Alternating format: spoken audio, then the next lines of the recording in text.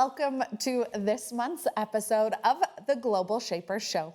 My name is Natalie, and I lead the World Economic Forum's Youth Engagement Strategy. Each month, we bring you stories of impact and inspiration from across the Global Shapers community, spotlighting how young changemakers are driving progress around the world. We also feature conversations with remarkable leaders who offer fresh perspectives on youth, leadership, and the future we're shaping together. Today's guest is someone I deeply admire, a true role model whose journey I'm excited to share with you. But first, let's begin with a brief roundup of this month's community highlights. First, we received over 650 applications for the forum's annual meeting in Davos this January. Our team is reviewing each one carefully and will announce the selected young changemakers soon. This year's theme is the spirit of dialogue, and it couldn't be timelier. In a world of increasing polarization, creating impartial platforms for meaningful conversation is more important than ever.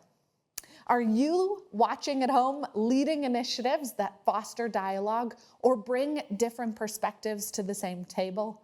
If yes, we'd love to hear about them. Please share your experiences in the comments. This month, we're also celebrating our newest Global Shapers alumni. Please join us on the 30th of October on Forum Spaces for a special event welcoming new alumni members to explore how can you stay connected beyond your hub journey. It's a wonderful opportunity to exchange ideas, celebrate milestones, and strengthen our sense of community. Looking ahead, the 30th Conference of the Parties, COP30, will take place this November in Belém, Brazil. Are you attending as a negotiator, partner, or media representative? Please let us know via the form in our October newsletter. Our hubs across Brazil are already mobilizing through Shapers Pelo Clima, uniting young voices and coordinating activities on site. Last, but certainly not least, I want to acknowledge the incredible progress we continue to make as a global community. Last month marked a historic milestone.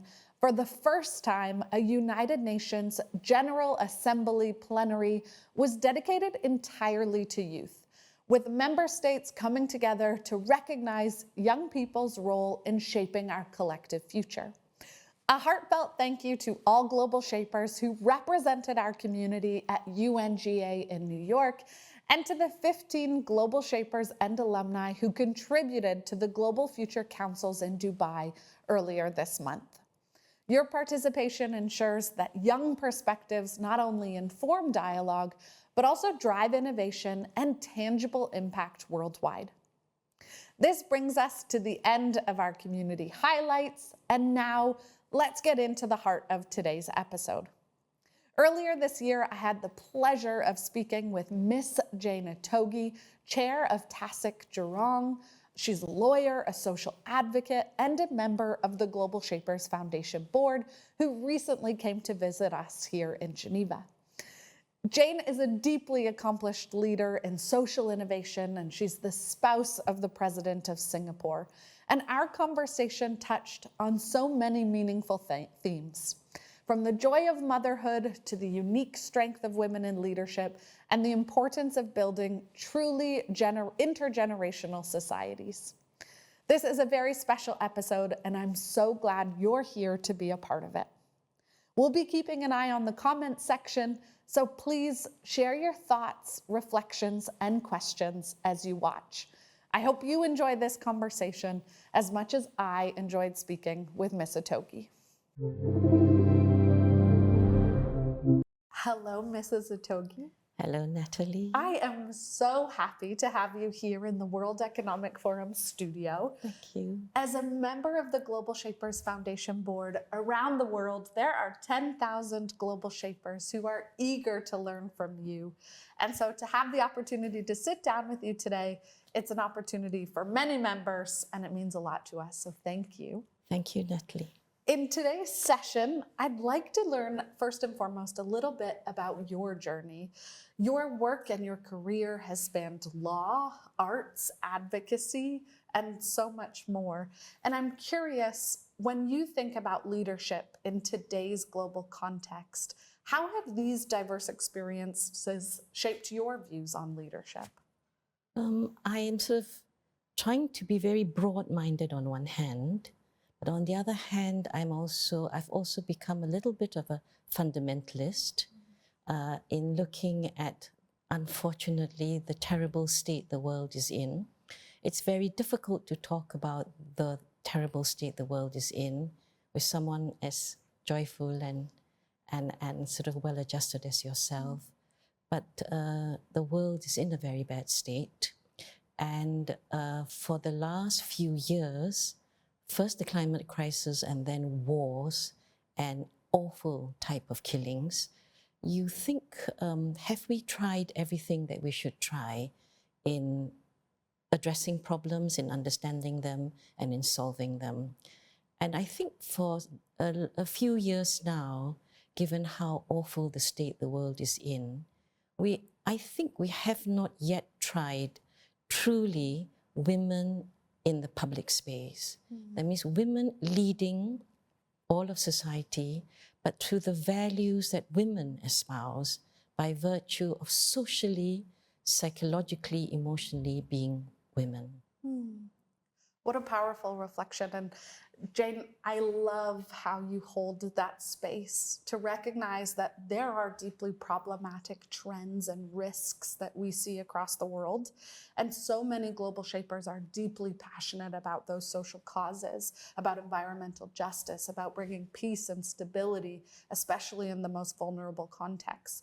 And I think about our members, and they operate in many instances wearing the weight of these problems on their shoulders and internalizing those challenges and those fears, while at the same time being resolute that I, as a young person today, can and am capable of making a difference. Yes. And many global shapers enter the world in that space of hope and optimism for a better future.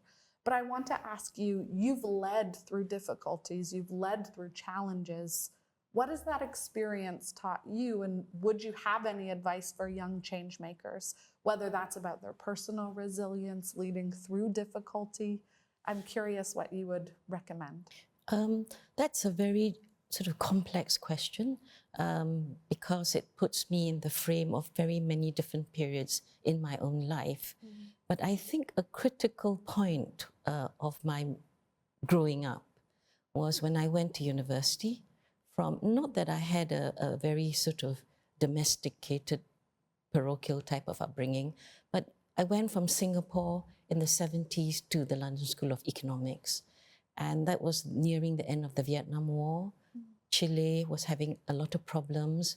And you went into that environment where students who I thought, were sort of leading thinkers and going to be leaders of the world, were deeply engaged in political issues. And as a teenager then, I was jolted.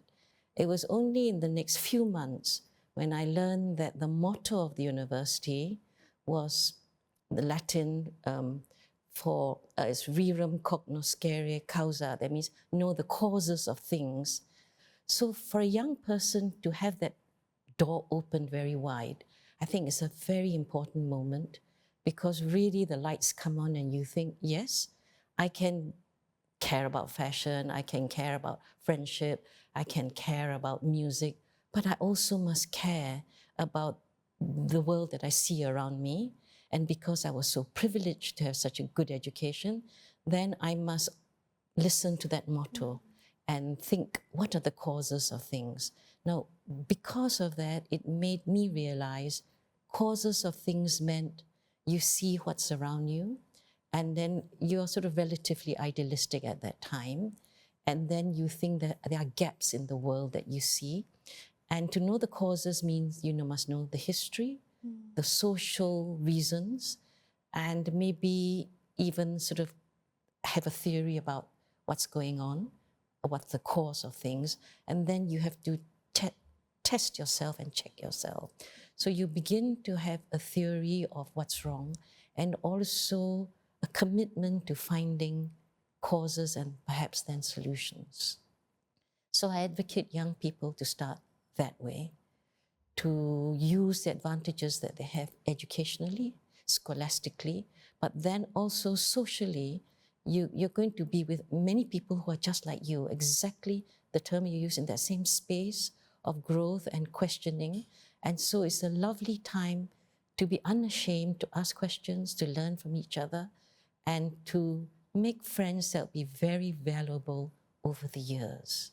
Because if you are really going to be good at justifying the privileged education and life that you've had, your good friends are going to come into a lot of use when you begin to network and do good things together.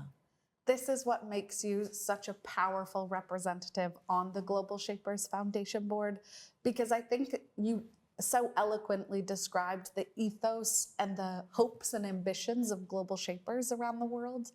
And I think that deep intellectual curiosity, what trends and patterns do I see in the world? What concretely do I see in my local community? What do I think is the reasons behind these outcomes? And what can I do about it? With a network of friends and relationships and a sense of community, that's really the theory of change behind the Global Shapers Network. And so I so appreciate those insights. And I think there's also really powerful calls to action to global shapers around looking at your local community, building your network, building connections that can drive impact. I want to go also a little bit ahead in your career. And of course, you would become a powerful advocate for the arts and for innovation and creativity in inspiring social change. And I was wondering if you could talk about the power of the arts. It's very kind of you to say a powerful advocate, but yes, I did try to advocate. Art, I think, plays two roles, a very deeply personal one and a social one. I think the personal one I found in my later years in life, when I worked with inmates extensively and intensively, that people who are disadvantaged or who are judged as failures don't see themselves as the locus for investment and change.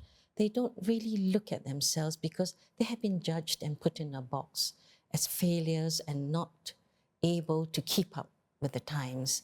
And so they don't know that they are still the subject of their lives.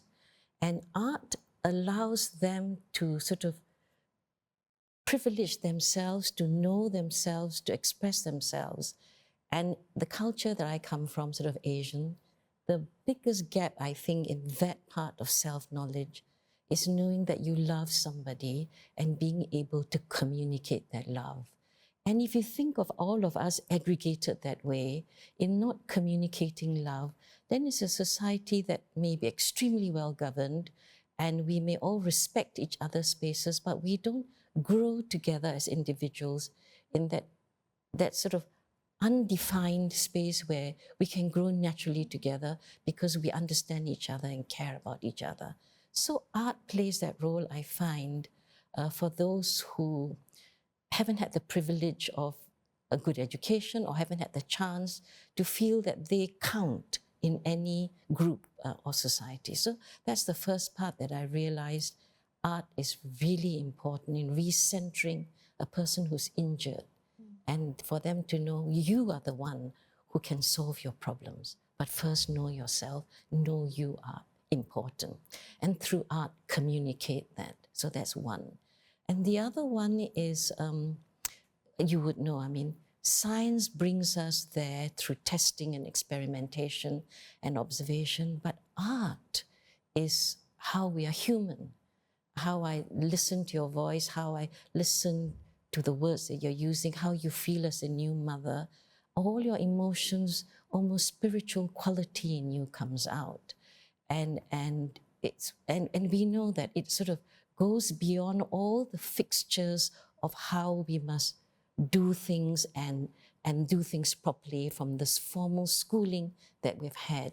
is once we're able to sort of leave those defined territories that we can become artists with each other. And I always tell people, when you go into a museum, you will always come out changed. I couldn't agree more. And one thing, last month we had the Global Shapers Annual Summit. We brought 500 change makers here to Geneva. And when we thought about what are some of the core attributes of leadership that this generation wants to put forward, empathy was by far the common denominator across so many. And when I hear you describe the power of art, your empathy, your compassion also comes to the forefront. Why do you feel like empathy needs to be the driving force of leadership today? Yes, you're right. I think going back to your first question and my first answer about women being in the public space and qua women values being leaders in the public space is what we have. I think almost no society has tried that. We might have had sort of fairly inspired women, but they've had to play a role within still the same values that are reproducing all the institutions that have been there that benefit a particular power structure and a particular way of looking at things and a particular way of doing things. But we've never had women who've been able to, I know Iceland is perhaps trying that where we have women using women values. Now, what do I mean by that? You know, I've been following very closely artificial intelligence, as we all have to. And the person who's called the grandfather of AI, Geoffrey Hinton, has had an incredible journey in his life. He first thought that it was going to relieve us of drudgery and we would all be free human beings. And then he began to worry and think, well, maybe it's going to take a bit too much of the work away. And then he went through another phase when he said, oh my goodness, they are beginning to be so smart and develop sort of artificial intelligence at such a pace that we don't know how to control them. And then towards the end of last year, he said, oh my goodness, given the algorithms of their own learning, which we barely understand, they don't learn like human beings, they don't learn sequentially, and we don't know what hits off what surfaces and then makes connections as new knowledge for them. He thinks we may be in danger of being wiped out. And only just last week, I think, Natalie, he was at a conference and they asked him again, as the grandfather of AI, what is your position? And he said, I am really worried because we don't know now how AI generates knowledge, essentially, and we don't know how to control them. So I think the only way to save humanity is to program the maternal instinct into the AI program. And he left it at that. Now, what did he mean by maternal instinct? You and I would be very careful in saying there's such a thing as an instinct that is born in girls that then, when they become mothers, they protect the baby, unlike men. Because we know that science has now shown that when the man is the sole caregiver of a newborn child, that man has neural rewiring that also creates in the relevant parts of the brain what we now call the maternal instinct, i.e. the paternal instinct or the parental instinct better, is there. And why does it matter? Because when we look after a child who's totally dependent on us, all the qualities of humanity come out. Love, caring, responsibility, knowing the child. So that's empathy, Natalie. That's such a powerful, I think, call to action for leaders of all generations, but especially to this next generation of young people who want to lead in a different way. And how radical is it to say that great leadership is actually coming to the fundamentals of what it means to be a good person, or what it means to be a good parent. Yes. Kindness, understanding, empathy, those core human values. That's wonderful. Thank you. Thank you.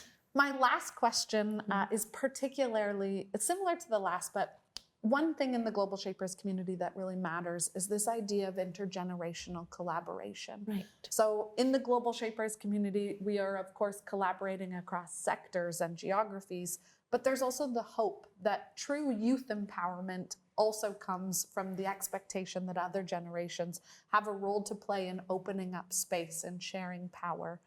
I want to ask your experience, especially in the context of Singapore. What do you think effective intergenerational collaboration looks like? That's a very perceptive question, I might say, on Singapore. It's very interesting because, yes, we have been considered a very well-governed place, and we often refer to, in our foundation days, in the late 1950s, when the first cabinet we had were made, well, of all men at that time. They were mostly men, but nevertheless, they came to politics with a view that the state is about developing human potential. It wasn't about power, it wasn't about ideological battles. It was about using a form of high-level organization to create possibilities for human development. So we often refer to that, and we often talk about education being at the driver's seat. But your question is a very interesting one, because you're right that as we began to evolve policy, we realized that it cannot just be about focusing on the well-being, even the food development potential of this generation. We must have a sustainable form of governance. And how do we do that?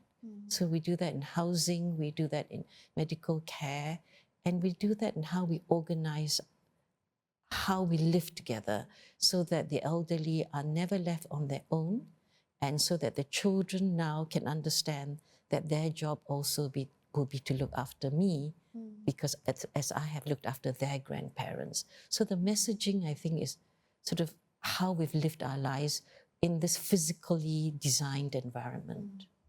I think that's a really powerful reflection around how are we creating societies and systems that are bringing generations together, but creating cultures of care, compassion, Very understanding. well put. Miss Ittogi, Yes. thank you for sitting with us today. Thank you, Natalie. Thank you for being a part of the Global Shapers community. Right. We end today's session on the theme of intergenerational collaboration, but you are a mentor, inspiration, guide to global shapers around the world. Thank you. So I'm thankful for your participation today and throughout the year to make our mission possible. Thank you for being such a source of joy and happiness. It matters a lot, Thank you. because then it means there's still hope. There is hope, and no better message, I think, to end on. Thank you. What a remarkable conversation. Thank you to our viewers for joining us for this month's Global Shapers show. Please let us know in the comments if there is any topic you would like us to cover for upcoming episodes. I'm Natalie, and I'll see you next month for our upcoming episode.